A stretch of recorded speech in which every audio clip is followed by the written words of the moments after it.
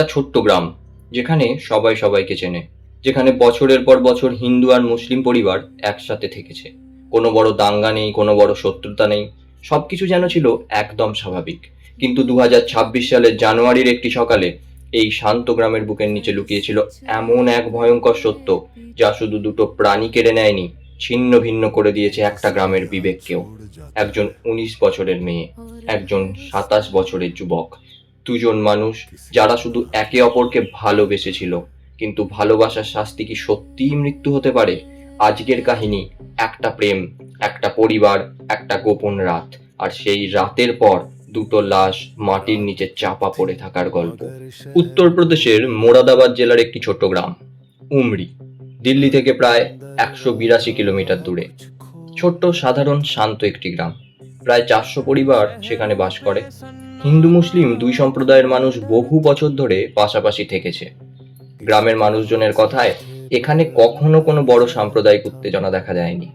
কেউ ভাবতেও পারেনি একদিন এই গ্রামই ন্যাশনাল হেডলাইন্সে উঠে আসবে, একটা ডাবল মার্ডার কেসের জন্য। এই কেসে ছিল না কোনো রবারি, না ছিল কোনো সিরিয়াল কিলার, ছিল না কোনো বাইরের অপরাধী, বরং যাদের ওপর সবচেয়ে বেশি ভরসা করার কথা, অভিযোগের তীর উঠেছিল ঠিক তাদের দিকেই।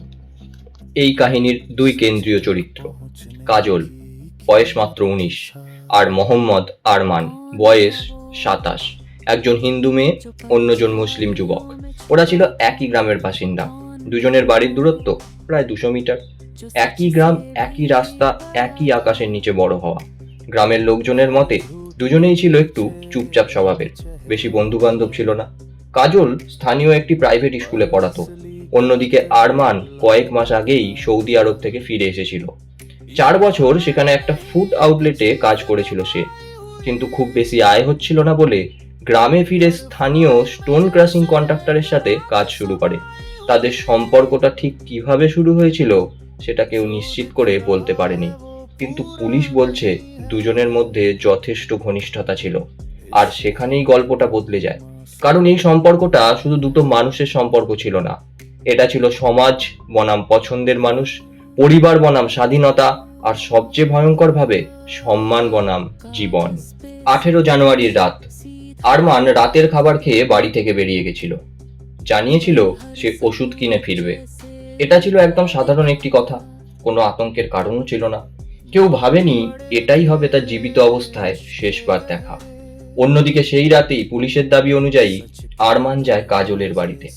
রাত তখন গভীর, চারিদিক নিস্তব্ধ।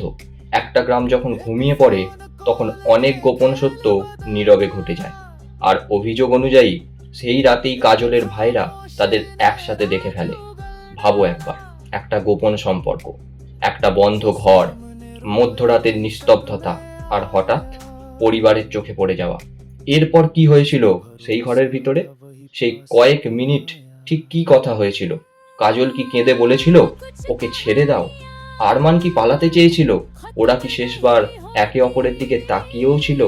এই প্রশ্নগুলোর উত্তর হয়তো কোনোদিন পুরোপুরিভাবে জানা যাবে না, কিন্তু তদন্তকারীদের মতে সেই রাতটা শেষ হয়েছিল একটা ভয়ঙ্কর, নির্মম, নৃশংস আঘাতে।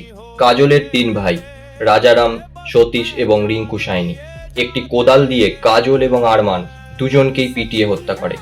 ভাবা যায়, যে মেয়েটা ওই বাড়িরই সন্তান, যে হয়তো সেই ঘরেই বড় হয়েছে, যে ভাইদের হয়তো দাদা বলে ডেকেছে, অভিযোগ উঠলো তারাই নাকি তার মৃত্যুর কারণ। আর এখানে কেসটা শুধু আর মার্ডার কেসে থেমে থাকেনি, এটা হয়ে যায় একটা অনার কিলিং এর চিলিং উদাহরণ। কারণ খুনের পর সবচেয়ে ভয়ঙ্কর অংশটা শুরু হয়। অনেক সময় খুনি শুধু মানুষকেই মারে না, সে সত্যিকেও লুকিয়ে ফেলতে চায়। দুটি দেহ গ্রাম সংলগ্ন নদীর ধারে নিয়ে যাওয়া আর মাটির নিচে পুঁতে ফেলা, এক জ্বলন্ত বিভীষিকা। হ্যাঁ, যেন তারা কখনো ছিলই না, যেন তাদের ভালোবাসা, তাদের ভয়, তাদের চিৎকার সবকিছু মাটির নিচে চাপা পড়ে যাবে। কিন্তু সব সত্যি কি চাপা পড়ে? পরের দিন সকাল, আরমান বাড়ি ফেরেনি, তার ফোনও বন্ধ। স্বাভাবিকভাবেই তার পরিবার দুশ্চিন্তায় পড়ে যায়। এক রাত কেটে যায়, তারপর প্যানিক শুরু হয়। পরিবার পুলিশে যায়, শুরু হয় খোঁজাখুঁজি। অন্যদিকে ঘটনার পর দিন বা তার পর দিন কাজলের পক্ষ থেকেও একটা মিসিং কমপ্লেন দায়ের করা হয়। আর এখানেই তদন্তের মোড় ঘুরে যায়, কারণ অভিযোগ অনুযায়ী কাজলের ভাইরা দাবি করে আরমান নাকি কাজলকে অপহরণ করেছে। শুনতে যেন পারফেক্টলি বিলিভড একটা গল্প।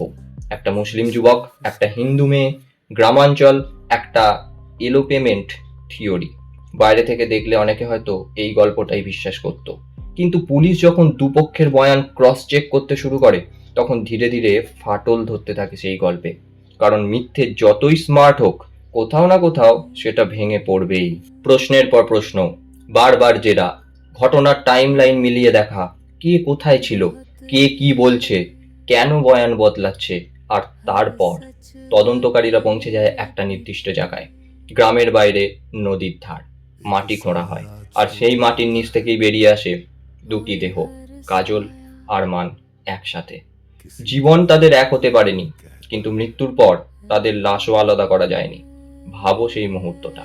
যে পরিবার খুঁজছিল ছেলেকে, যে গ্রাম ভাবছিল ওরা হয়তো পালিয়েছে, হঠাৎ সত্যিটা সামনে চলে আসে।